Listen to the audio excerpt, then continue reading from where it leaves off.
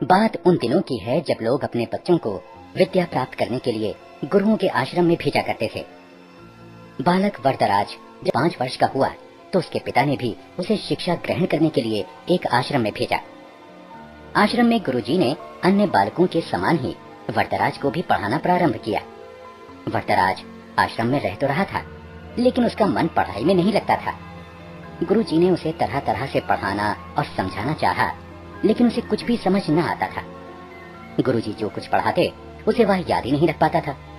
उसकी ऐसी स्थिति देखकर आश्रमवासी बच्चे उसे मंद बुद्धि कहकर चिढ़ाने लगे। इसी प्रकार 5 वर्ष बीत गए। धीरे धीरे उसके सहपाठी उससे आगे बढ़ते गए, पर वरदराज वहीं का वहीं, वह कुछ भी विशेष न सीख सका था। उसके साथ जो पढ़ने आए थे वे तो आगे बढ़ ही गए, जो बाद में आए वे भी उसे पीछे छोड़ आगे निकल गए। एक दिन गुरुजी भी हार मान गए। निराश होकर उन्होंने वरदराज से कहा, बेटा वरदराज, मैं समझता हूँ कि पढ़ना लिखना तुम्हारे वश की बात नहीं है। जितना प्रयत्न मुझे करना था उतना मैंने किया, पर मुझे लगता है कि विद्या धन तुम्हारे भाग्य में नहीं है। इससे अच्छा तो यही है कि तुम अपने घर जाओ और वहाँ का काम काज देखो। वरदराज असमंजस में पड़ गया।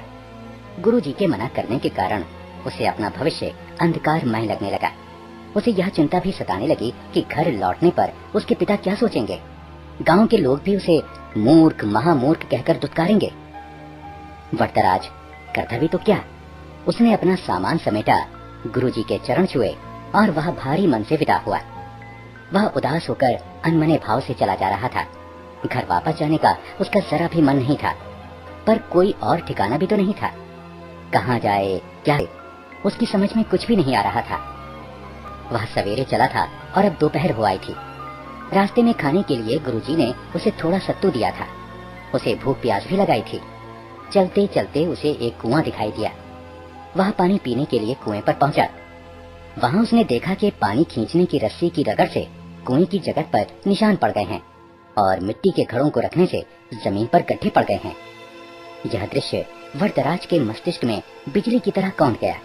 उसने विचार किया कि जब रस्सी की बार बार रगड़ खाने से कठोर पत्थर पर निशान पड़ सकते हैं, तो क्या लगातार परिश्रम करने से मैं विद्वान नहीं बन सकता?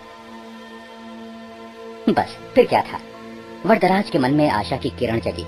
वह बुदबुदाने लगा, मैं भी लगातार परिश्रम करूंगा, अपने पाठों को मन लगाकर बार बार पढ़ूंगा और उन्हें याद करूंगा। फिर देखता हूँ कि मुझे विद्या कैसे नहीं आती। वरदराज ने कुएं पर हाथ मोड़ा और गहरी सांस लेकर आगे की ओर बढ़ा। अब वह सभी प्रकार की चिंताओं से मुक्त था। इतना कि उसे भूख प्यास की भी चिंता नहीं रही थी। वह तेज कदमों से चल रहा था। अब वह दूसरी ही तरह का वरदराज था। वह घर की ओर नहीं बल्कि आश्रम की ओर लौट चला था। सूर्यास्त होने को था। गुरुजी आश्रम की वाड़ा में टहल रहे थे। तभी उन्होंने वरदराज को आते हुए देखा। उन्हें लगा कि शायद आश्रम में कुछ छूट गया हो, जिसे लेने वह लौटा है। वरदराज ने गुरुजी के पास पहुंचकर उनके चरण स्पर्श किए। गुरुजी ने प्यार से पूछा, क्या बात है बेटा, क्या तुम्हारा कुछ सामान छूट गया जिसे लेने तुम्हें लौटना पड़ा? वरदराज नम्रता पूर्वक बोला, हाँ गुरुजी, मेरी विद्या यही छूट गई है, जिसे इस बार मैं अवश्य लेकर जाऊंगा। अब मेरी आंखें खुल गई हैं। मैंने निश्चय किया है कि मैं पूरी लगन और परिश्रम से पढ़ूंगा।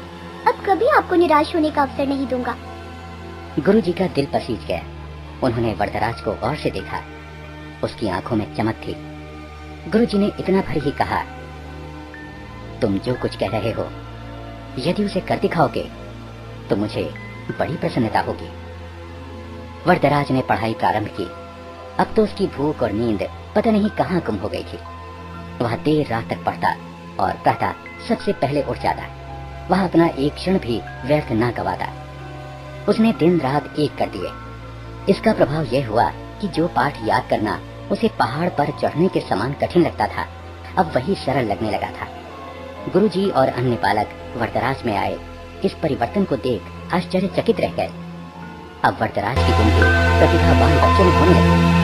यह उसकी लगन और कठोर परिश्रम का ही चमत्कार था। जानते हो, यही वरदराज आगे चलकर संस्कृत के महान विद्वान बने। संस्कृत के सबसे बड़े विद्वान पाणिनि के बाद वरदराज का ही नाम आता है।